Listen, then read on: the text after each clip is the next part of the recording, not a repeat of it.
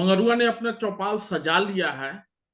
और जब चौपाल पर गांव का कोई भाई आए तो उसका आनंद कुछ और होता है। इसीलिए मंगरुआ चौपाल सजाता है और कहता है कि ये इंटरव्यू नहीं है, ये बतकही है। अब भाइयों से तो इंटरव्यू हो नहीं सकता, बतकही ही हो सकती है। लेकिन भाई सब भी ना छोटा मत मानिए, भाई सब भी ना इतना इतना ऊपर पहुंच जाता है, ऊपर पहुंच जाता है कि मंगरुआ भले कह सकता है कि चौपाल है, इंटरव्यू नहीं है, बतकही है, लेकिन बड़ा बड़ा जगह पर जाके बड़ा बड़ा कमाल करता है। तो वैसे ही एक कमाल करने वाले भाई हैं संकल्प सिन्हा जी। वैसे तो झारखंडी लोग कतनो कहे कि हम आई एम फ्रॉम झारखंड और I am from Bihar, Bihar अलग है, झारखंड अलग है, लेकिन झारखंड में बड़ी संख्या में, क्योंकि पहले बिहार में ही था, तो बड़ी संख्या में बिहार के लोग रहते हैं, अपना योगदान दे रहे हैं और गांव के ही रहने वाले हैं। तो हमरा साथे जे जुड़त है संकल्प सिन्हा बारन, सिवान के रफीपुर गांव के रहवासी बारन। पिताजी गए हुई है रांची में, वो ये पढ़ाई लिखाई कैलन और आईपीएम में बारन। बाकी तो संकल्प से डायरेक्ट चलत नहीं, संकल्प के पास उनकरे से पूछत नहीं, क्योंकि बहुत तकनीकी वर्ड होकला। मंगरुआ आर्ट के विद्यार्थी बा, ये लोग मैनेजमेंट के विद्यार्थी बा, प्रबंधन के छात्र। तो संकल्प जी बताइए अपने विषय में थोड़ा। नमस्कार नमस्कार। संतोष जी। सबसे पहले तो आपको ढेर सारी शुभकामनाएं, आपको भी, और धन्यवाद कि आपने मुझे आज आमंत्रित किया। एक छोटा सा बैकग्राउंड पहले दे देता हूं। मेरा जन्म अविभाजित बिहार में ही हुआ था। जी। झारखंड हमारा में मेरे हुआ जन्म था। के काफी जी। 1986 में मेरा जन्म हुआ। जी। और मेरे जन्म रांची में हुआ था, जहाँ पिताजी की कर्मभूमि रही है। जी। परंतु हमारा पूरा ओरिजिन रफीपुर सिवान का है। जी। रफीपुर वो स्थान है जहां भारत के प्रथम राष्ट्रपति डॉक्टर राजेंद्र प्रसाद ने अपनी दत्तक पुत्री का विवाह किया था, मेरे जी। बड़े दादाजी। हाँ, मेरे दादाजी स्वर्गीय कमलेश्वर प्रसाद सिन्हा जी। सिवान बार एसोसिएशन के प्रेसिडेंट थे। जी। मेरे पिताजी प्रोफेसर शैलेंद्र प्रसाद सिन्हा, जो रांची यूनिवर्सिटी से मानव शास्त्र विषय में जुड़े रहे और यहीं से रिटायर किए, परंतु आजीवन आज तक साल में 4 बार अपने गांव से पूर्णतः जुड़े हुए हैं। एक एक इंच जमीन आज भी वैसी ही है, खेती होती है, जब भी हमारा घर है। जब भी बात होती है, आर के सिन्हा के पास भी मैं गया था तो बात हो रही थी। तो एक एक फिनोमेना देखने को आया है कि कायस्थ परिवार गांव छोड़ रहे हैं, लेकिन संकल्प रफीपुर गांव के रहने वाले हैं और बड़े गर्व के साथ और बड़े कम ठोक के बता रहे हैं कि संतोष जी, साल में 4 बार आज भी परिवार के लोग गांव जाते हैं और एक एक इंच जमीन सलामत है। हाँ, आगे का। एक एक इंच जमीन सलामत है, इस बात को मैं दोबारा से डंके के चोट पे दोहराता हूँ। जी। गांव से जुड़ाव परिवार के शुरू से रहल बा, और बहुत तरह के शांति मिलेला अपन मिट्टी से जुड़ के। जी। तो ई जनरेशन टू जनरेशन ई चलत जाता। हमार दादाजी जे सिवान में रहलन तो गांव मेंटेन रखलन। पिताजी भले रांची गईलन कर्म भूमि में, परंतु साल में 4 से 5 बार गांव आके गांव के वही रफ्तार से दशकों तक संभालन। अब हमार भी प्रयास रहेला कि बाबूजी के साथ साल में 2 बार कम से कम जाई। वो 4 बार समय निकालेलन, हम 2 बार जाइला। बट बात यह बा कि ई जुड़ाव बनल रही। वहां से एक बहुत आत्मीय और मानसिक ताकत मिलेला जाके, मिट्टी के बात अलग होखेला से। तो ई बैकग्राउंड भइल हमार गांव के। बाकी कार्य क्षेत्र में हम आईबीएम से जुड़ल बानी। हम्म। पढ़ाई हमार देश और विदेश दोनों में भइल। जी। चूंकि चूंकि अभी तक गांव के बतकही होत रहलक ह, तो तनी हमनी के भोजपुरी हमनी के माई भाका है, तो माई भाका में बतकही कैनी। अब हम लोग प्रबंधन के बात होता, नई पीढ़ी भी इसको सुनेगी, अलग अलग जगह से लोग सुनेंगे, तो हम लोग थोड़ी हिंदी में बात करेंगे। बीच बीच में भोजपुरी बोला जाए, लेकिन हिंदी में मत करिए। बिल्कुल बिल्कुल। हाँ।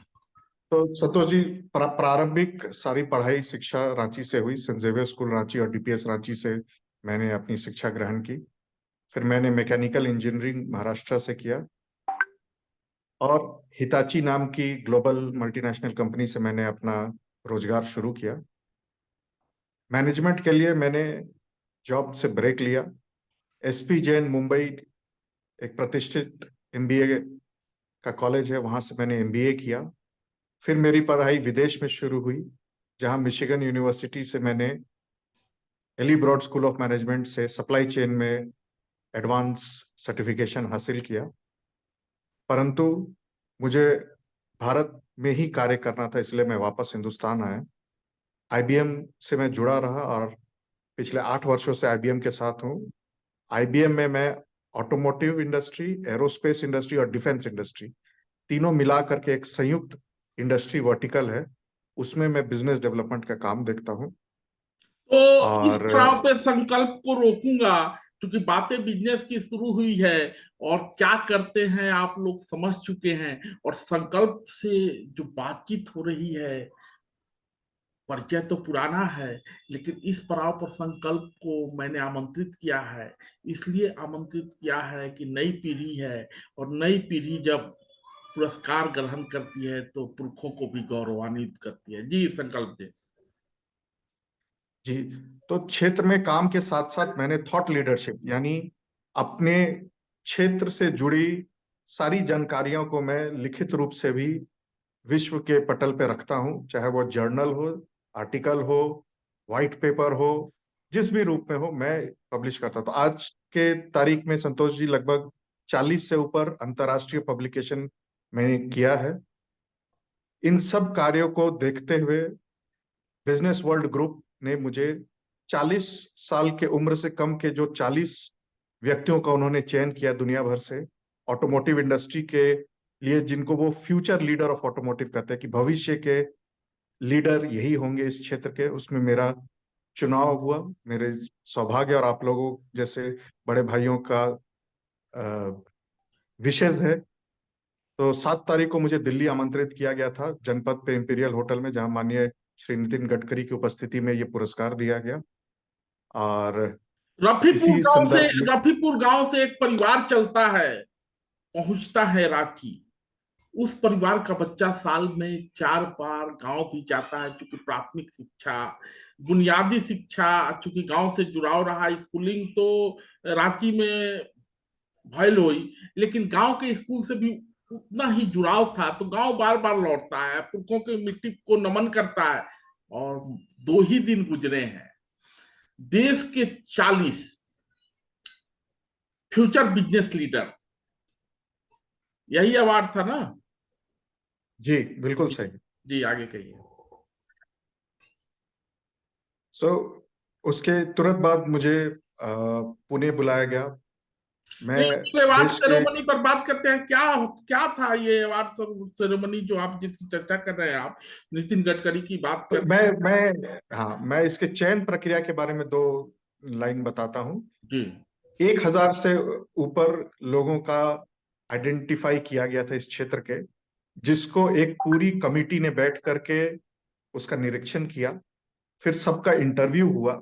उस कमेटी में सारी बड़ी कंपनियों के मैनेजिंग डायरेक्टर जैसे वोल्वो, और भी बड़ी बड़ी सरकारी संस्थाएं जैसे association of automotive engineers, SAE, CII के काफी लोग, सब ने सम्मिलित होकर के इन 40 लोगों का सिलेक्शन किया।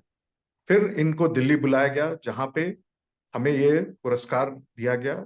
उपस्थिति थी माननीय श्री नितिन गडकरी, हमारे जो भारत सरकार की यूनियन कैबिनेट मिनिस्टर ट्रांसपोर्ट के हैं, प्लस और भी डिग्नेटरीज, बिजनेस वर्ल्ड ग्रुप के प्रेसिडेंट और अन्य सम्मानित अतिथिगण वहां पर थे। अवार्ड सेरेमनी विषय था था कि तो अवार्ड सेरेमनी था तो स्वाभाविक है कि वहां बहुत लोगों की उपस्थिति होगी, जिसको भी बिजनेस वर्ल्ड ग्रुप ने बुलाया होगा वो लोग उपस्थित होंगे, लेकिन मंगरुआ के लिए खास महत्व ये रखता है कि मेरे गांव का कोई भाई सिवान से रांची जाता है, और रांची से देश के 39 नामचीन लोगों में जिनको पुरस्कृत किया गया है उसमें से एक संकल्प सिन्हा भी है जी।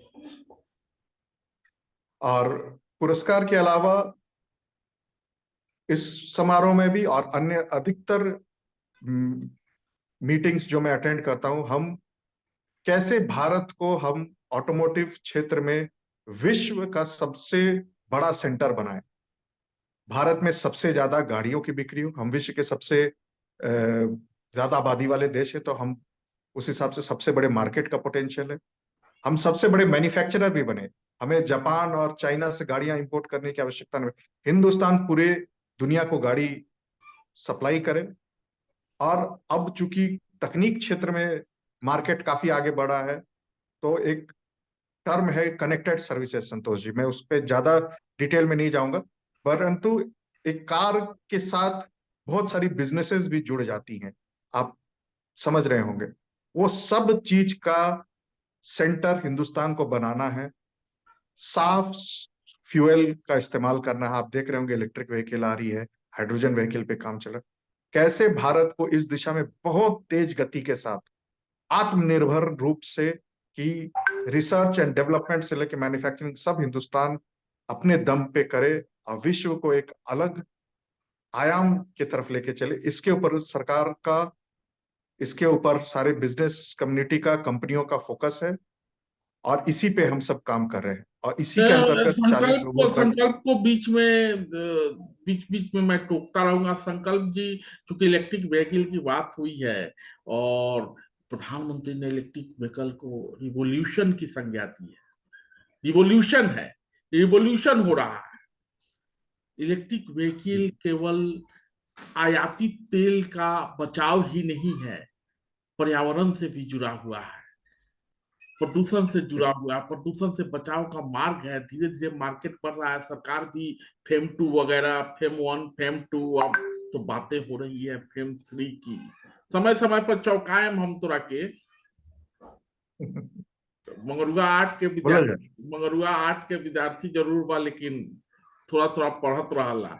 C28 में भी गए थे प्रधानमंत्री।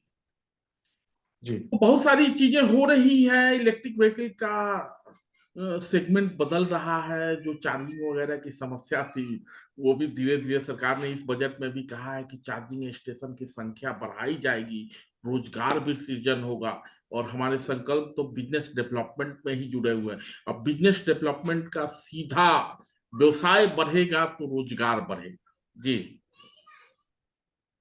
बिल्कुल बिल्कुल, देखिए बहुत क्लियर रोड मैप हिंदुस्तान एक अगले 15-20 वर्षों के लिए तय करने जा रहा है।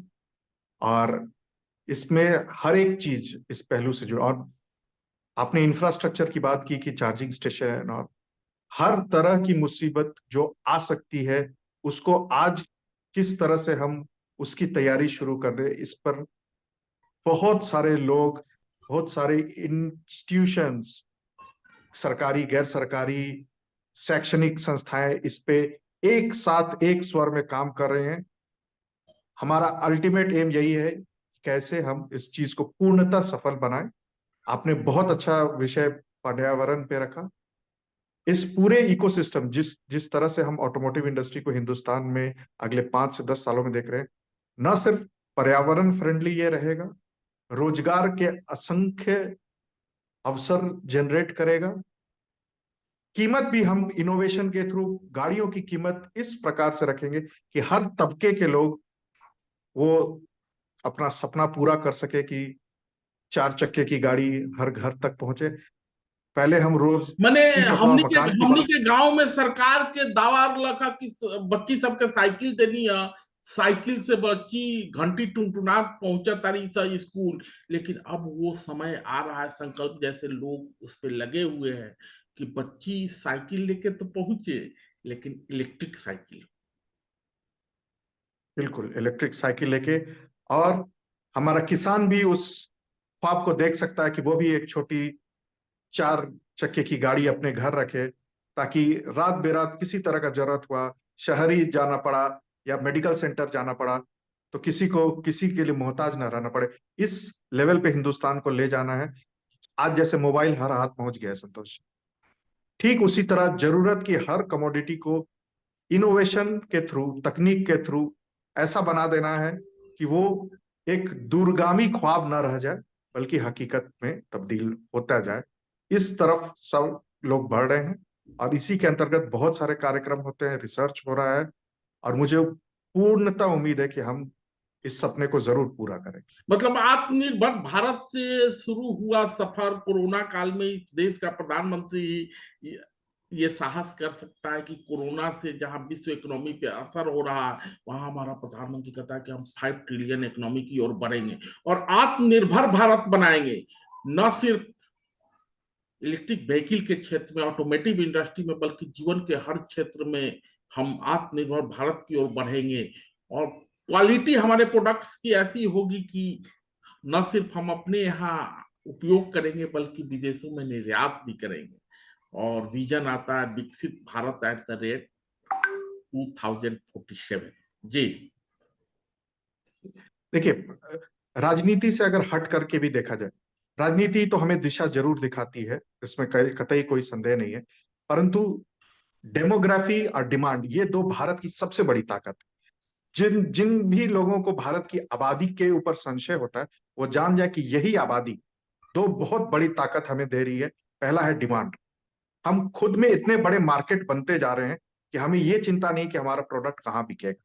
हम अपने आप में एक बहुत बड़ी वैश्विक डिमांड सेंटर है। 150 करोड़ की आबादी दुनिया के किसी भी प्रोडक्ट को अपने ओर मुंह मोड़ सकती है, पहली बात। दूसरा, इस आबादी में यंग जनरेशन की संख्या अत्यधिक है। We are a young country, हम एक युवा देश हैं, और युवा के पास स्किल्ड होने का, यानी तकनीक सीखने का, चाहे वो मैन्युफैक्चरिंग के क्षेत्र में हो, चाहे वो डिजाइन के क्षेत्र में हो। और हम गर्व से कह सकते हैं कि हिंदुस्तान ने जो भी चीज को एक मध्यकालीन परियोजना के रूप में उठाया है, हमने उसमें सफलता पाई।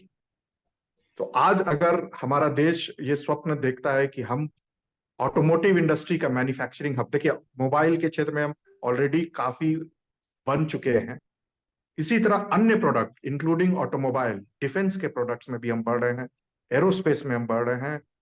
बहुत सारे ऐसी क्षेत्रों में हम बढ़ेंगे जहां पे कि हमें फिर विश्व के किसी और देश के ऊपर निर्भर रहने की जरूरत नहीं रहेगी। विश्व हम पे निर्भर हो सकता है, भारत विश्व पे निर्भर नहीं रहे।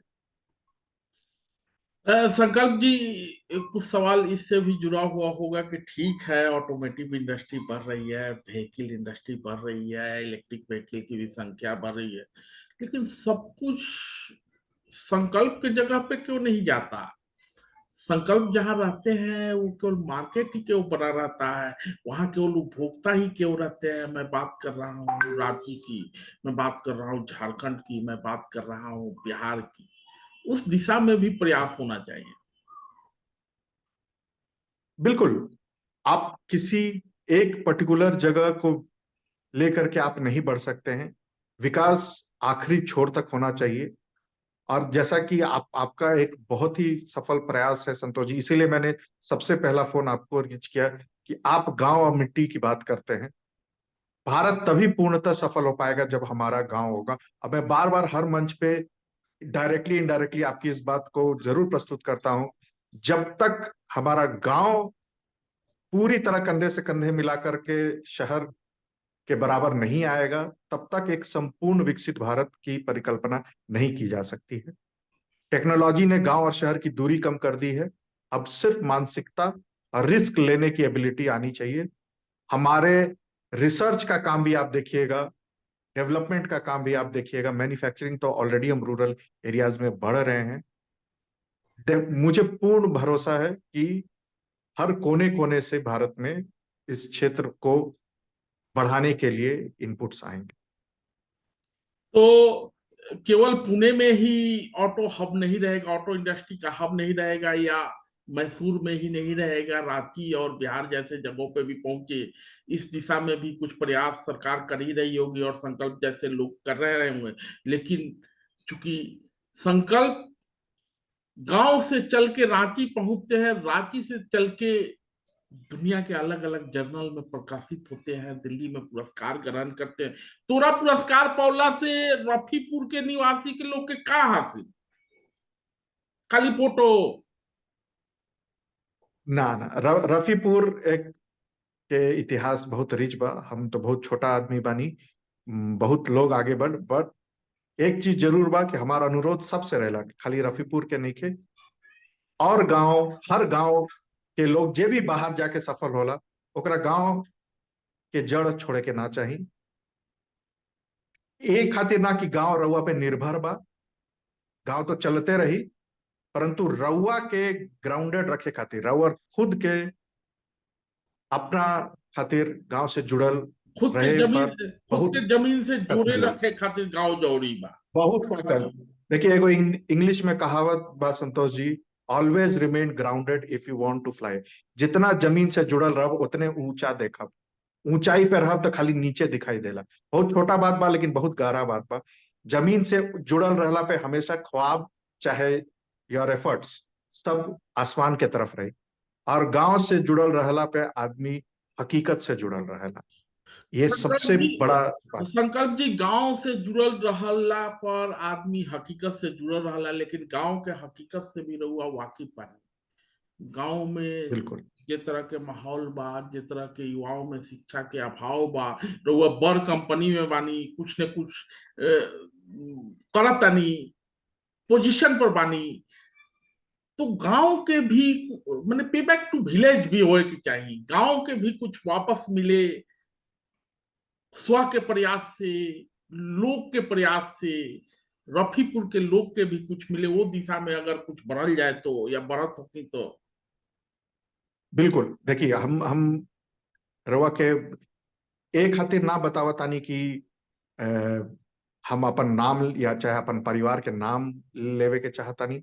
हमार परिवार से भी रवा कुछ हद तक वाकिफ बानी। संकल्प के संकोच हम जानते नहीं, पहले ही बातचीत की शुरुआत में परंतु पहले छोट हाँ, भाई के। परंतु जी। परंतु 3 से 4 क्षेत्र में हमनी के एज अ फैमिली जे जुड़ाव बा और काका करत आनी, ये हम बता देब। सबसे सर्वप्रथम बा, गांव के जे भी लड़का जे होनहार बा, जे ईमानदार बा पढ़ाई में, हमनी के तरफ से पूरा सपोर्ट बा ओकरा बेस्ट से बेस्ट शिक्षा दिलावे के। यही साल 2 लड़का के हम बाहर, राज्य से बाहर अच्छा इंजीनियरिंग कॉलेज में एडमिशन करौले बानी। अब बच्चा सब बहुत बढ़िया करत। कुछ बच्चा के परिवार के सदस्य लोग जहां भी बहाली भइल, अच्छा रोजगार भइल, चाहे वो पुलिस सेवा में भइल, चाहे उन लोग तैयारी करके राज्य सेवा में भइल, ऐसन 50 नाम बा जे गांव से बट। परंतु बात वह बा कि ई प्रयास सामूहिक होके के चाहिए। एक व्यक्ति या एक परिवार के करे से बहुत छोटा सा बदलाव आई।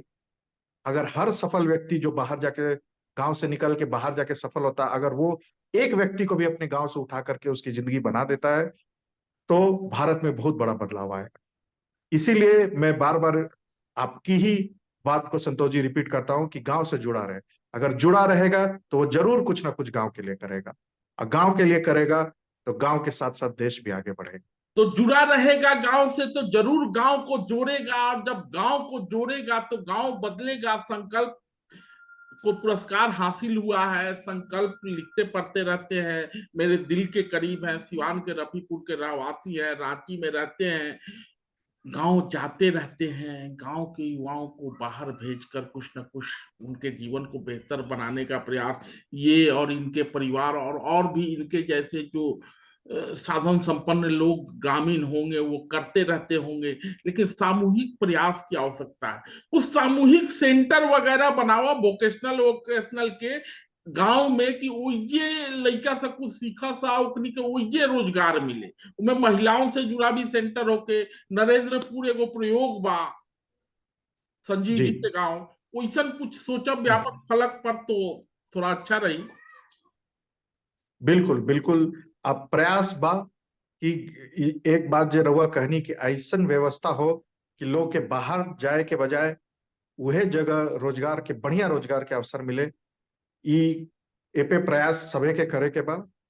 हमनी के भी बहुत प्लान्स बा, कुछ already in stage of execution बा। चला था। खाली शिक्षा से जुड़ल ना, शिक्षा प्लस स्वास्थ्य, ये दोनों से जुड़ल प्रयास चला था। आशीर्वाद रही तो जरूर कुछ ना कुछ बढ़िया रवा खबर मिली। परंतु बात उहे बात जे मैसेज रहुआ देनी कि सामूहिक प्रयास होके के चाहिए, काहे कि देश बहुत बड़ बा, आबादी बहुत बड़ बा। अगर जल्द बदलाव लावे के बा तो ज्यादा हाथ लगाए के पड़ी। शिक्षा और वोकेशनल का ही नहीं, स्वास्थ्य के रख रखाव, स्वास्थ्य सुविधाओं की जो स्थिति गांवों में है, उस दिशा में भी संकल्प ने ध्यान दिलाया। बहुत अच्छा है, इन दोनों पे काम होना चाहिए संकल्प के। कि हम लोग जी जहाँ रहते हैं तो मैंने कुछ ना कुछ स्वास्थ्य सुविधाएं हासिल होती है, लेकिन गांव की स्थिति बहुत बुरी है। नीम हकीम खतरे जान। जी तो संकल्प। बिल्कुल। जी। जी। कहा। देखिए, तीन पहलू पे एक साथ आगे बढ़ना होगा। स्वस्थ शरीर रहेगा तो ही स्वस्थ शिक्षा हासिल की जा सकती है। तो स्वास्थ्य सेवा पे, गांव पे ध्यान देना जरूरी है। दूसरा, शिक्षा की बात हमने ऑलरेडी की। तीसरा, एक जुड़ाव से बहुत बड़ा फायदा जो होता है कि जानकारी आती, सही जानकारी भी गांव तक तब पहुंचती है जब सही व्यक्ति गांव से जुड़ा रहता है। इंटरनेट पे हर तरह की खबरें हैं, बट उसमें कौन सा रास्ता अख्तियार युवाओं को करना है ताकि वो सही मंच पे पहुंचे, सही जगह शिक्षा लेने पहुंचे, सही रोजगार के रास्ते पहुंचे। इसके लिए लोगों को चाहिए कि वो अपने गांव से जुड़े रहे, गांव के लोगों से बातचीत करें। बतकही, मंगरुआ ने शुरुआत में कहा, ये बतकही बहुत जरूरी। बतकही होने से ही सही जानकारी मिलती है और एक नया रास्ता बहुत लोगों को मिल जाता है।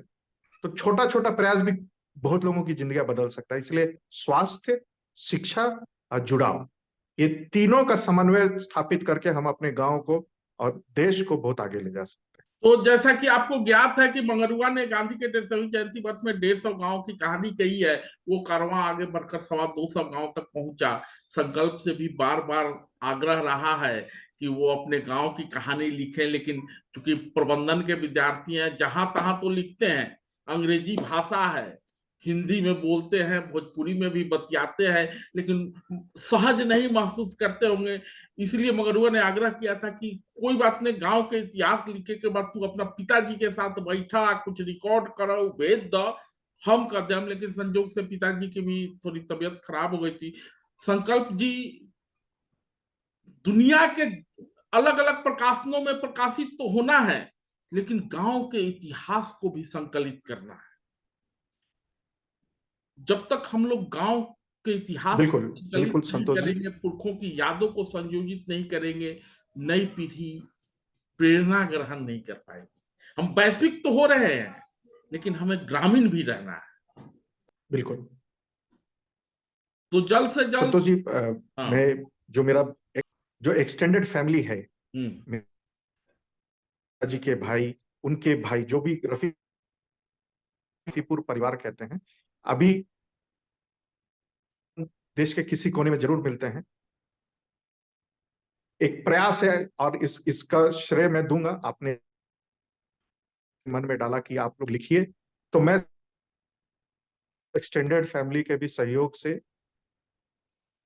परिवार और स्पेशली गांव के इतिहास को डॉक्यूमेंट करूंगा। मेरा आपसे वादा है संतोष जी, थोड़ी देरी के कारण, कुछ अपनी व्यवस्था के कारण, परंतु एक डिटेल्ड अपने गांव का, सिर्फ गांव या परिवार के बखान के एक टेम्पलेट यही सेट हो यही जाएगा यही जिससे चीज यही और भी चीज लोग यही चीज हजार संकल्प यही चीज संकल्प मैं इस पे रोकने जा रहा था। वर्क करके। कि आपका थोड़ा सा कनेक्शन गड़बड़ हो गया है, हम लोग डिजिटल दुनिया में है।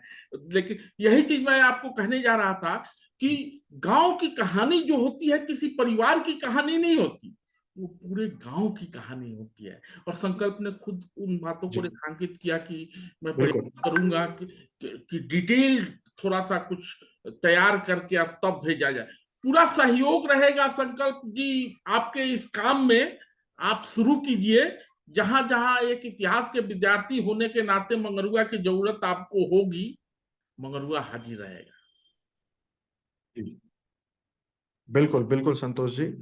और मेरा ये वादा है आपसे कि ये जो डॉक्यूमेंटेशन और लिखने की प्रेरणा आप देते आए, वो हम जरूर पूरा करेंगे।